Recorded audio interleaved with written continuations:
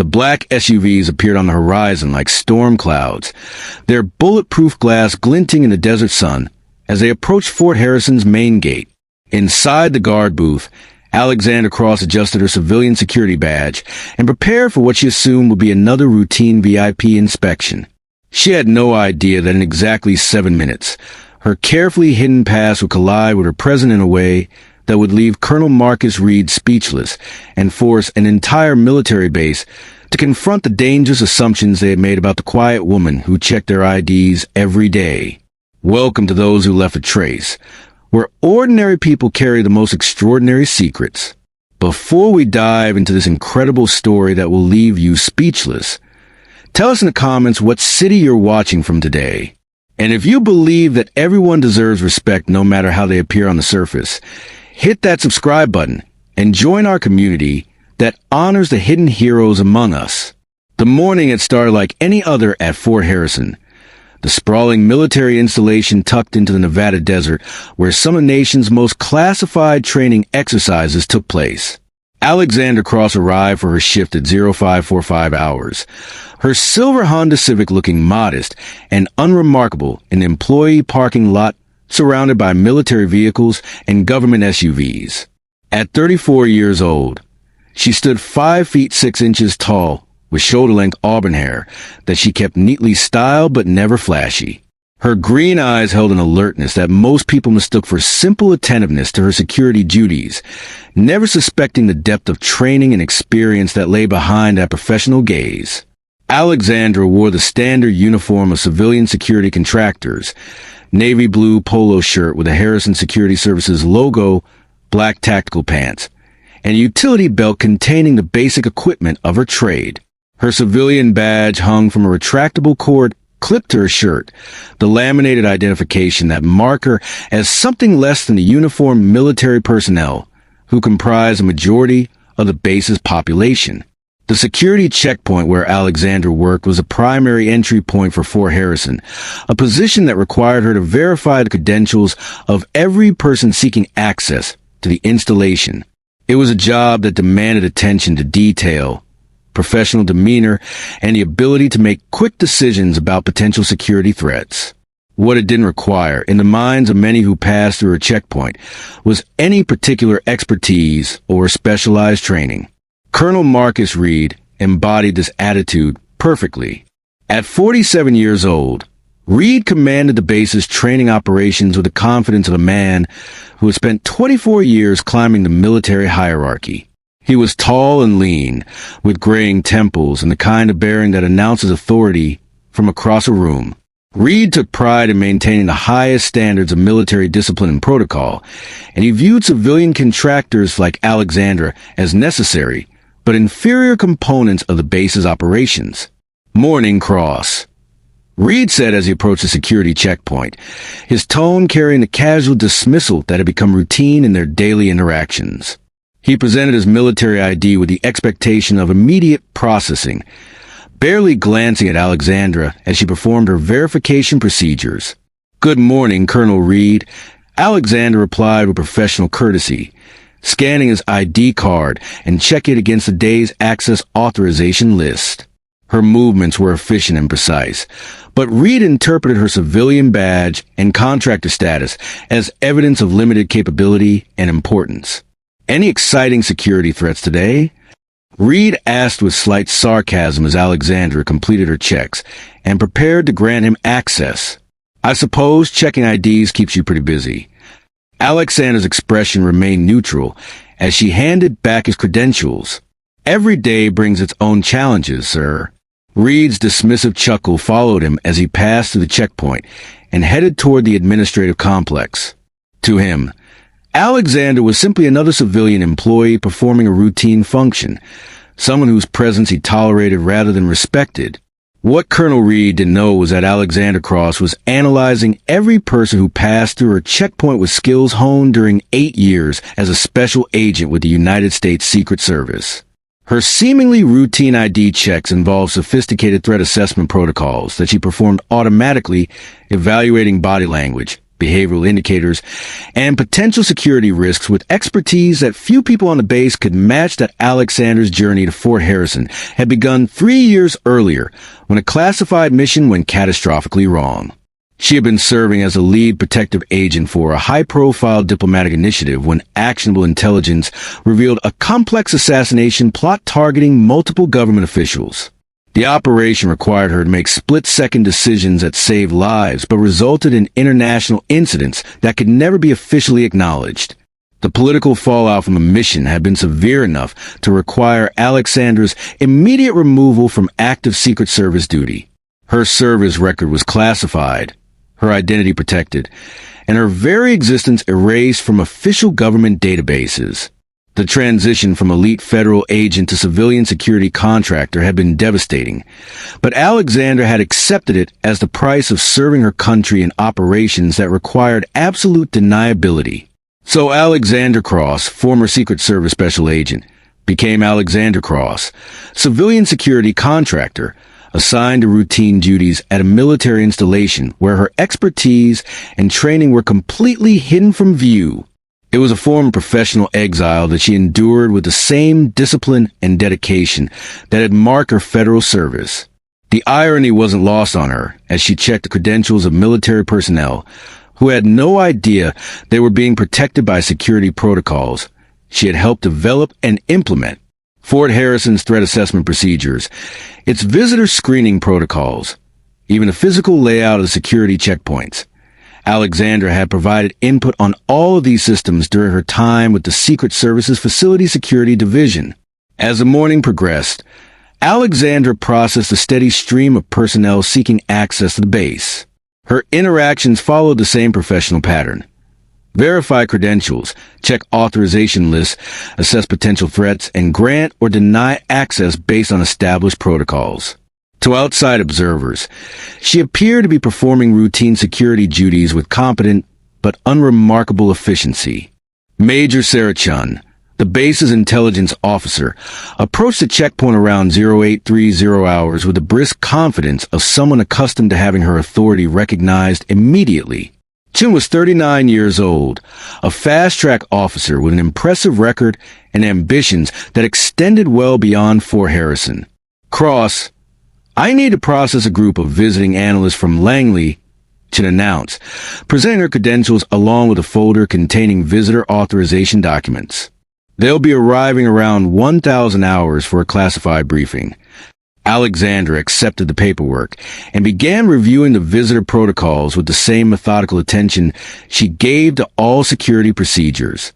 As she worked, Chun watched with a slightly impatient expression of someone waiting for a subordinate to complete a simple task. The visitors will need escort badges and security briefings, Alexandra noted, checking the classification levels and access requirements specified in the documentation. I'll need to coordinate with the Intelligence Security Office to ensure proper clearance verification. Chun frowned slightly. That's already been handled through command channels. Just process the standard visitor badges and clear them through. Alexandra continued her review of the documentation, noting several discrepancies in the security protocols that could potentially compromise the classified briefing. Major Chun, the clearance verification shows some gaps in the security documentation. Standard protocol requires additional authentication for this classification level. Look, Cross, Chun said with growing irritation, I don't need a civilian contractor lecturing me about security protocols. Just do your job and process the paperwork. Alexandra's expression remained professionally neutral as she continued her analysis. Her Secret Service training had taught her to identify security vulnerabilities that others might miss, and the visitor documentation contained several red flags that demanded further investigation. Major, I understand the urgency, but security protocols exist for specific reasons, Alexandra replied calmly. I can expedite the processing, but I need to verify these clearance levels through proper channels. Chen's frustration was evident as she leaned forward. Cross, you're a civilian security guard checking IDs at a gate. Don't pretend you understand classified security protocols better than trained intelligence officers. The conversation was interrupted by the arrival of Lieutenant Colonel James Patterson, the base's executive officer and Colonel Reed's right-hand man. Patterson was 42 years old, a career officer with a reputation for efficiency and attention to detail that had earned him Reed's confidence and respect. "What's the hold-up here?" Patterson asked, noting the tension between Chun and Alexandra. Chun gestured dismissively toward Alexandra. "Our civilian contractor here thinks she knows more about security protocols than the intelligence office. She's questioning properly authorized visitor credentials." Patterson examined the documentation briefly, then looked at Alexandra with the same mixture of tolerance and condescension that characterized most officers' attitudes toward civilian contractors. "Cross, Major Chen's authorization is sufficient. Process the visitor badges according to her instructions." Alexandra maintained her professional demeanor despite the pressure from two superior officers.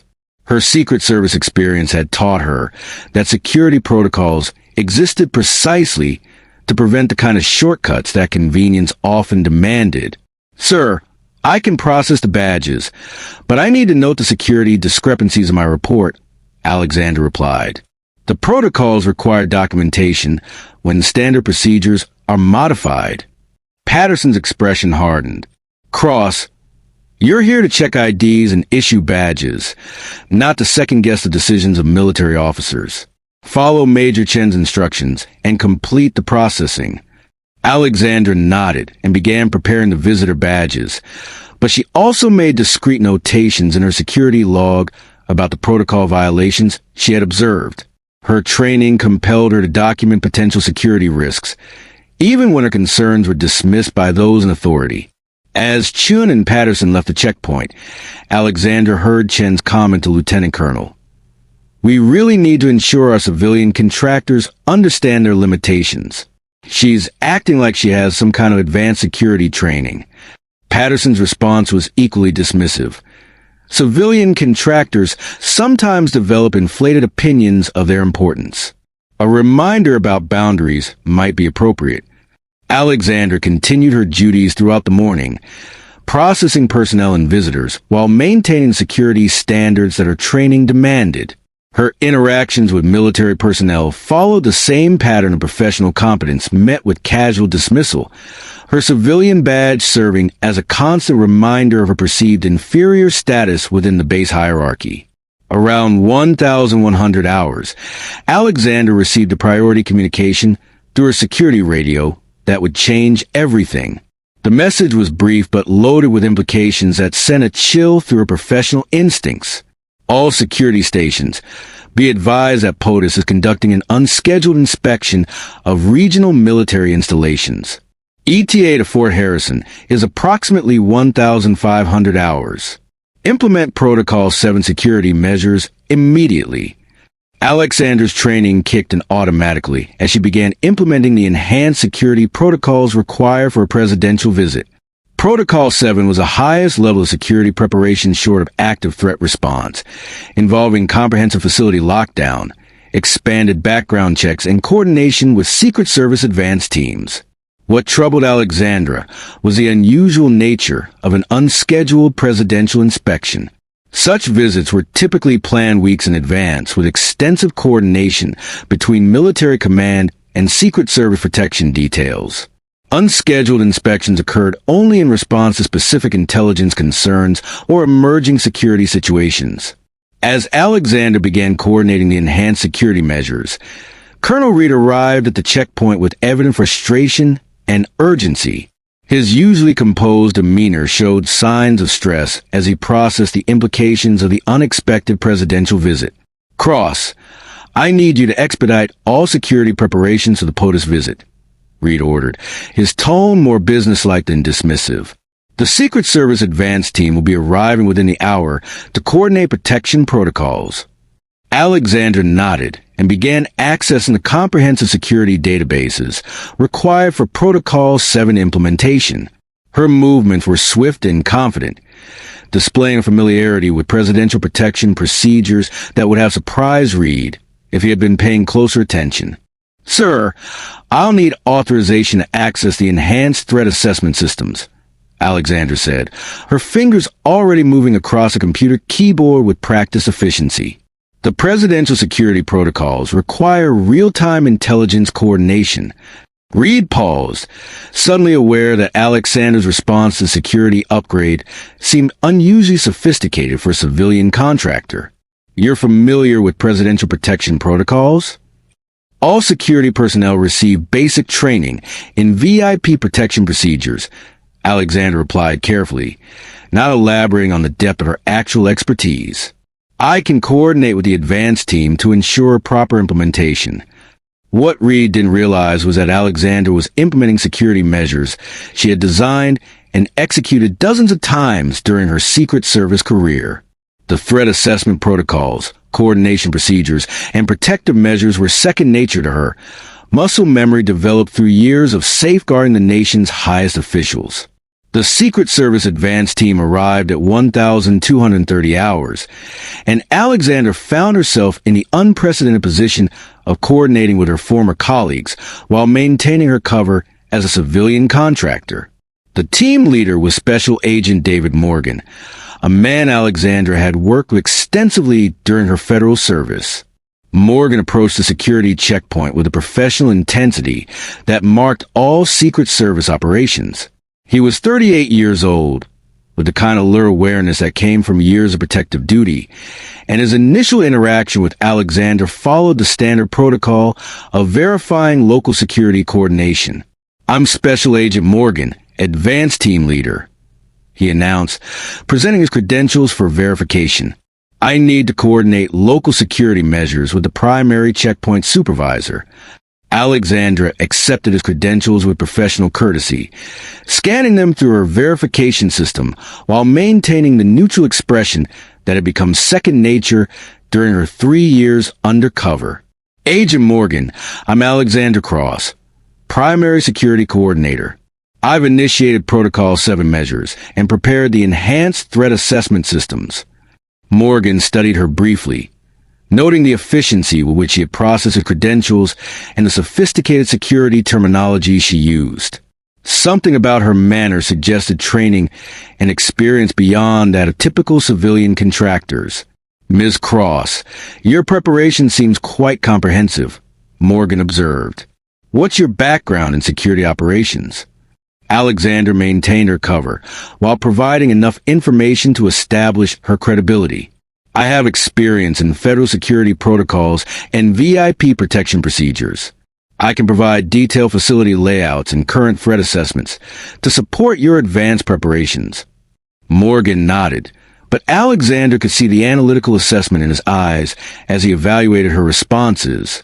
Secret Service agents were trained to identify potential security assets and threats, and her competence was registering on his professional radar.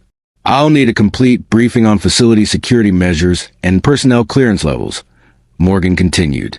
The President's inspection will include classified training areas and sensitive operational facilities. Alexandra began providing the detailed security briefing that Morgan required. Her knowledge of facility layouts, personnel protocols, and threat assessment procedures demonstrating expertise that clearly impressed the Secret Service team.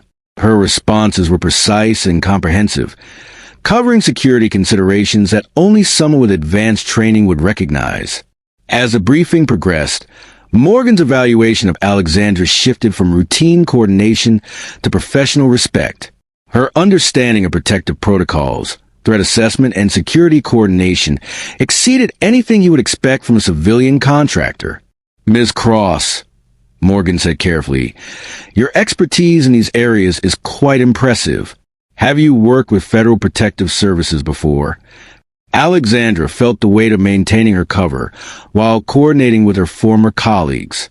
I've had extensive training in security protocols and federal coordination procedures, she replied, providing truth without revelation. Morgan made notations in his advanced team report, clearly marking Alexandra as a valuable local security asset. What he didn't realize was that he was documenting the capabilities of one of the Secret Service's most accomplished former agents. By 1400 hours, Fort Harrison had been transformed into a fortress of security measures coordinated between military personnel and the Secret Service advance team. Alexandra had played a central role in implementing protective protocols, her expertise evident to those with the training to recognize it. Colonel Reed observed the security preparations with growing awareness that Alexandra's performance exceeded anything he had expected from a civilian contractor. Her coordination with the Secret Service team, her knowledge of protective protocols, and her management of complex security systems suggested training and experience that didn't match her official position. Cross, Reed said as he reviewed the security briefing she had prepared, "This level of detail is quite remarkable. Where did you acquire this expertise in presidential protection?" Alexandra maintained her professional demeanor while carefully managing the information she revealed. "Sir, I've had extensive training in federal security protocols and emergency response procedures. I try to maintain the highest standards in all security operations."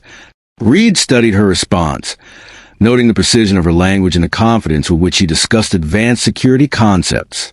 For the first time in 3 years, he began to question his assumptions about the civilian contractor who checked IDs at his gate.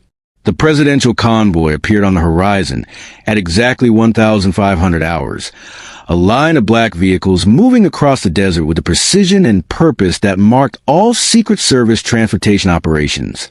Alexandra watched from her position at the security checkpoint, her trained eye automatically assessing the convoy's configuration and protective protocols. The lead vehicle was a Secret Service command car, followed by the presidential limousine known as the Beast, then support vehicles containing additional protective agents and emergency response teams. The convoy's approach triggered the final phase of security preparations, with all non-essential personnel cleared from the area and protective positions activated throughout the facility. As the convoy reached the main gate, Alexandra prepared to process the presidential party, according to the protocols she had implemented hundreds of times during her Secret Service career. Her role as a civilian contractor required her to maintain her cover while facilitating the security procedures she had once commanded. The lead Secret Service vehicle stopped at Alexandra's checkpoint, and Agent Morgan emerged to coordinate the entry procedures. His interaction with Alexandra followed the professional protocols she knew by heart, but conducted from the opposite perspective of her former role. "Ms. Cross, we're ready to proceed with POTUS entry," Morgan announced, presenting the presidential party's credentials for processing. Alexandra began the verification procedures with a precision and efficiency that had marked her performance throughout the day. Her movements were confident and professional, implementing security measures with an expertise that continued to impress the Secret Service team. It was at that moment that everything changed. The presidential limousine's rear window lowered slightly, and Alexandra found herself looking directly at President Thomas Harrison, the man whose life she had saved on 3 separate occasions during her Secret Service career. Their eyes met across the security checkpoint, and she saw immediate recognition flash across his features. President Harrison's expression shifted from routine acknowledgement to surprise, then to something approaching wonder as he processed the impossible sight of Alexandra Cross standing at a civilian security checkpoint in the Nevada desert. "Agent Morgan," the president said quietly, never taking his eyes off Alexandra, "I need to speak with the security coordinator." Morgan approached the presidential limousine with professional concern. "Sir, is there a security issue?" "No," the president replied, his voice carrying an authority that brooked no argument. "But I need a private word with Ms. Cross immediately." The request sent shockwaves through the assembled security personnel. Colonel Reed, Major Chun, and Lieutenant Colonel Patterson stood frozen as they processed the impossible reality that the President of the United States had specifically requested to speak with their civilian contractor.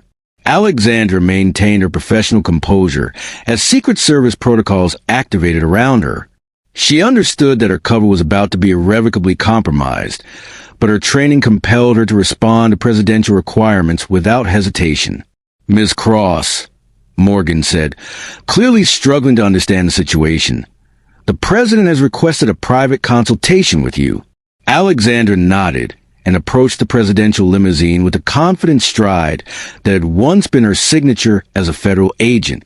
The various military personnel watched in stunned silence as their dismissed civilian contractor walked directly to the most protected vehicle in the world. President Harrison stepped out of the limousine as Alexandra approached, and his first words shattered every assumption that Fort Harrison's personnel had made about her identity and capabilities. "Agent Cross," the president said warmly, using her former title with unmistakable recognition and respect. "It's been far too long." The silence that followed was profound. Colonel Reed felt his understanding of reality shift as he realized that the civilian contractor he had dismissed and belittled for 3 years was being greeted as a colleague by the President of the United States. Alexandra straightened to attention with the bearing that had marked her federal service. "Mr. President, it's an honor to see you again." President Harrison smiled with genuine warmth. "Agent Cross, your service to this nation has been extraordinary, and your sacrifice has not been forgotten. I understand you've been serving here under difficult circumstances." Alexander's response was measured and professional. "Mr. President, I've been honored to serve in any capacity that supports our national security mission." The president turned to address the assembled military personnel, his voice carrying the authority of his office and unmistakable respect for Alexandra. "Colonel Reed, you have been privileged to have one of our nation's finest federal agents serving at your installation. Agent Cross saved my life on 3 separate occasions and conducted classified operations that protected our national security at the highest levels." Colonel Reed struggled to process what he was hearing. The civilian contractor he had treated with casual dismissal was being acknowledged by the president as a federal agent with a distinguished record of service. "Agent Cross," the president continued, "I'm here today specifically to discuss your future service options. Your expertise is needed in positions that match your capabilities and training." Alexandra felt a surge of emotion that she carefully controlled. For 3 years, she had accepted her exile from federal service, believing it was a permanent price of her classified operations. The possibility of returning to meaningful service seemed almost overwhelming. "Mr. President, I serve at the pleasure of my country," Alexandra replied, her voice steady despite the magnitude of the moment. President Harrison nodded approvingly. "Agent Cross, I'm offering you a position as Deputy Director of the Secret Service Protective Intelligence Division, with full restoration of your federal credentials and security clearances." The offer hung in the desert air like a revelation that changed everything. Alexandra had gone from dismissed civilian contractor to federal executive in the span of a single conversation. Her true worth finally recognized by the person whose life she had repeatedly protected.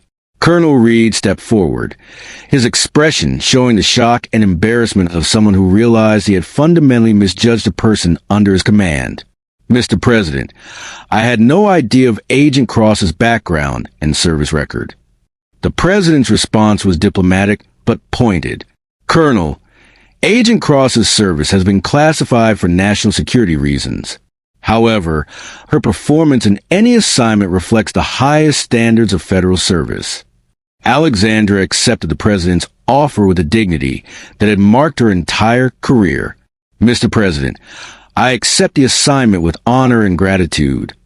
As the presidential convoy prepared to depart, Alexandra found herself surrounded by military personnel who were struggling to reconcile their treatment of her with the reality of her true identity and capabilities. Colonel Reed, Major Chun, and Lieutenant Colonel Patterson faced the uncomfortable realization that they had dismissed and belittled one of the nation's most accomplished federal agents. "Agent Cross," Colonel Reed said quietly, "I owe you a profound apology. My treatment of you has been inappropriate and unprofessional." Alexandra met his gaze with the same professional courtesy she had always shown. "Colonel, you treated me according to the information you had. There's nothing to apologize for." Major Chin approached with visible embarrassment. "Agent Cross, I question your security expertise and dismiss your professional judgment. I was completely wrong." Alexandra's response reflected the grace that had marked her handling of 3 years of undercover service. Major, you were protecting classified operations by questioning unfamiliar procedures. That shows good security instincts. Lieutenant Colonel Patterson shook his head in amazement. Agent Cross, you've been implementing presidential-level security protocols because you designed presidential-level security protocols. I've been doing my job to the best of my ability, Alexandra replied simply. That's what federal agents do. As the presidential convoy departed, Alexandra began the process of transitioning from her cover identity to her new federal assignment.